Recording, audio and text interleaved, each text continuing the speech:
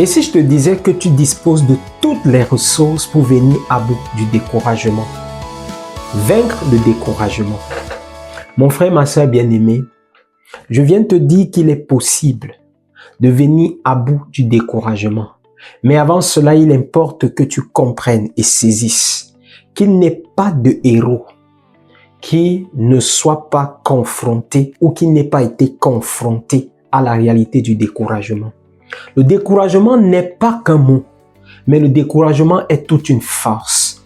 Le découragement est une puissance qui s'oppose à toutes les personnes qui ont une vision à accomplir, qui ont un ministère à rendre, qui ont un appel sur leur vie. Le fait d'être enfant de Dieu, le fait d'être ouang de Dieu ne vous met pas à l'abri ou ne vous exempte pas du découragement. Un jour ou l'autre, vous serez confronté à la réalité du découragement. Mais il est important de savoir d'où vient le découragement. Le découragement provient généralement des échecs d'hier. Ce que vous avez fait hier et qui n'a pas marché a tendance à habiter votre souvenir et influencer votre présent. Vous rappelez tout le temps que vous n'êtes qu'un échec. Or, laisse-moi te dire que le Saint-Esprit ne t'a pas programmé pour échouer. Le Saint-Esprit n'est pas venu habiter en toi pour que l'échec devienne la norme dans ta vie.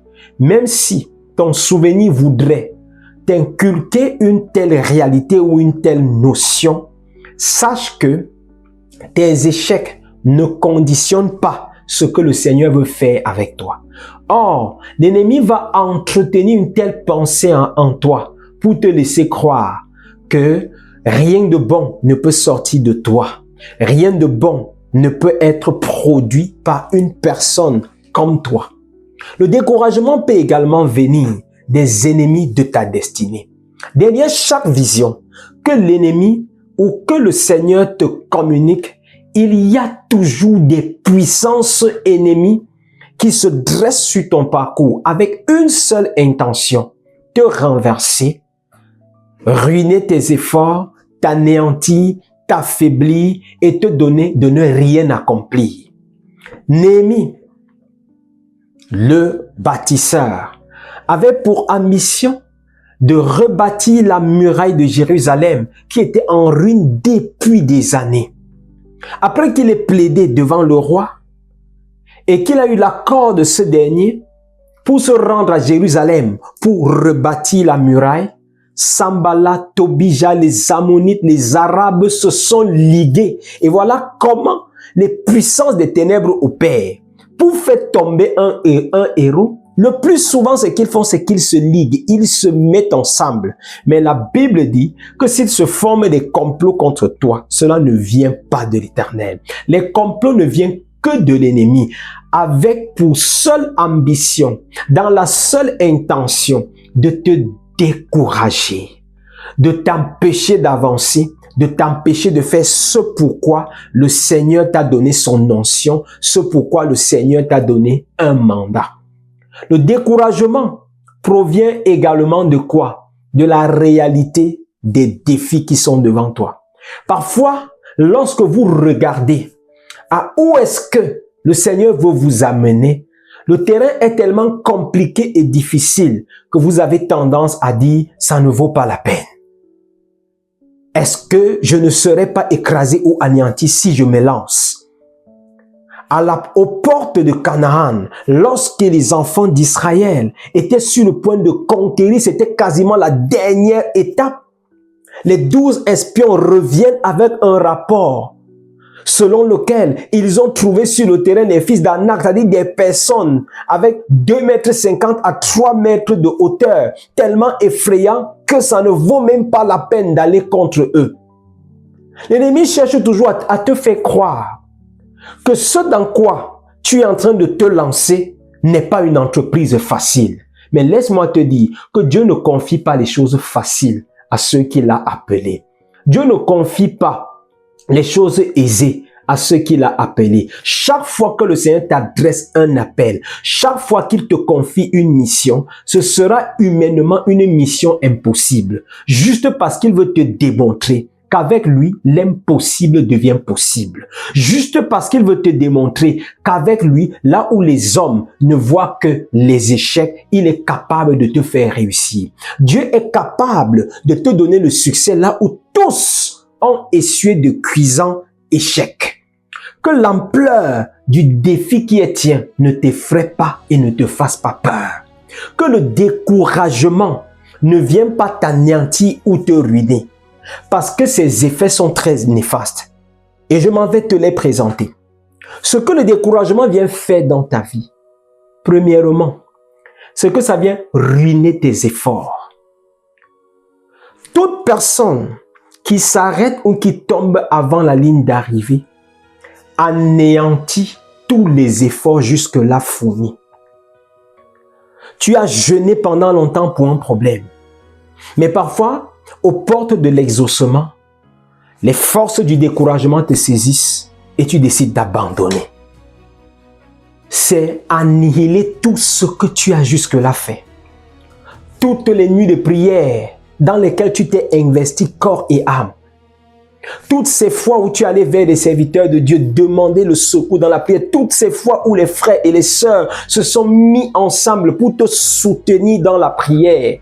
Que tu sois tombé avant la ligne d'arrivée à cause de la difficulté, c'est donner raison à Satan. Et c'est ce que le découragement fait. Le découragement donne un pas sur l'ennemi, sur ta personne. Quand tu cèdes au découragement, tu donnes à Satan la possibilité de se réjouir sur ta vie. Pourtant, le Seigneur t'a doté de tout le potentiel pour venir à bout des puissances du mal. Ne dit-il pas, Luc 19, j'ai vu Satan tomber du ciel comme un éclair et voici, je vous ai donné le pouvoir de marcher sur les serpents, les scorpions et sur toute la puissance de l'ennemi. C'est la réalité de ce que, en fait, aucune puissance animée de l'intention de te décourager n'a en réalité la force nécessaire pour te renverser. Le plus fort est de ton côté. Et dès lors que le plus fort est de ton côté, quelle que soit la qualité, la robustesse, la force de l'adversaire qui est devant toi, tu as en toi tout pour venir à bout de ce dernier.